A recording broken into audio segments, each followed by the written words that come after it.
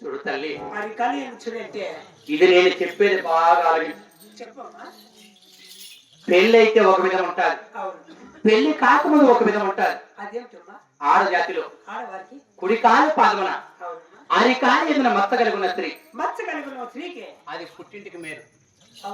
అవును తల్లి.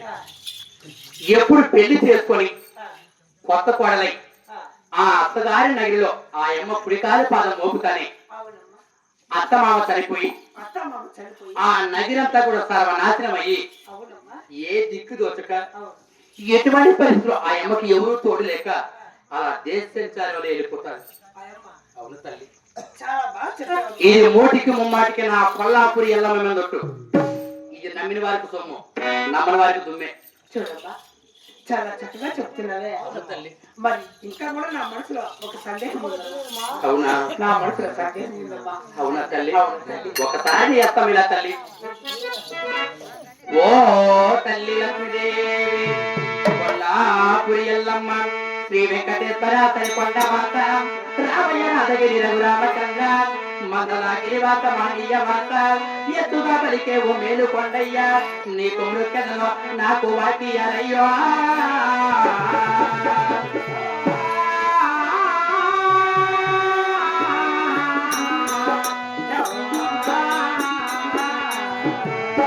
కొల్లాపురి ఎల్లమ్మ కొడుకుల నమ్మ మరిలోడు కేసంబు మానవే తల్లి. ఒక పురుషుడు నీకు ఏ కొడుకు చెందేవో అటువంటి వాడని అడిగేవో తల్లి.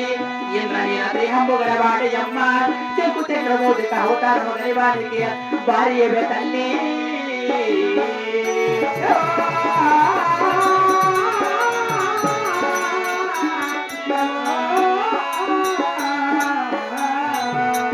ఓ తల్లి, ఇప్పటికైతే సతీ పురుషుకు చల్లగా ఉన్నారు. నీ భర్త ఆ యొక్క ఆది మహావిష్ణువు 10 అవతారాలు ఎత్తిన వాడు. 10 అవతారాలు అంటే తెలుసా? మధ్య, కూర్మ, వరహ, వామన, శ్రీరామ, శ్రీకృష్ణ, బలరామ, భౌతిక అవతారటువంటి వారికి భార్య వండుకొని మనసులో సందేశం అంటున్నావే. మరి నీ మనసులో సందేశం అంటే తెలుపు. అలాగే తెలుపుతా. అలాగే తల్లి.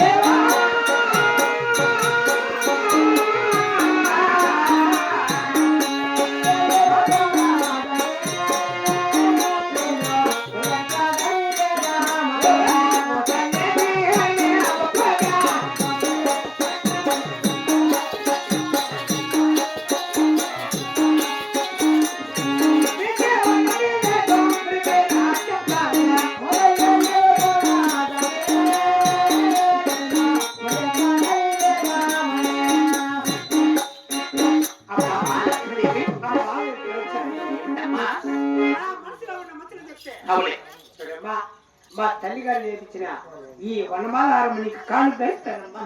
అంటే నీ మనసులో ఉండే ముచ్చట, అంటే నీ మనసులో ఏమి జరిగిండేది, నీవు ఏమి అనుకునేది, ఇంకా ఏమి జరగబోతుందని చెప్పి నీ మనసులో సందేశం. ఆ సందేశం ఉన్నది ఉన్నట్టు చెప్పానంటే నీ తండ్రి గారు చెప్పిన వనమాల చంద్రహాన్ని ఇస్తాను. అదే ప్రకారంగా చెప్తాను నేను.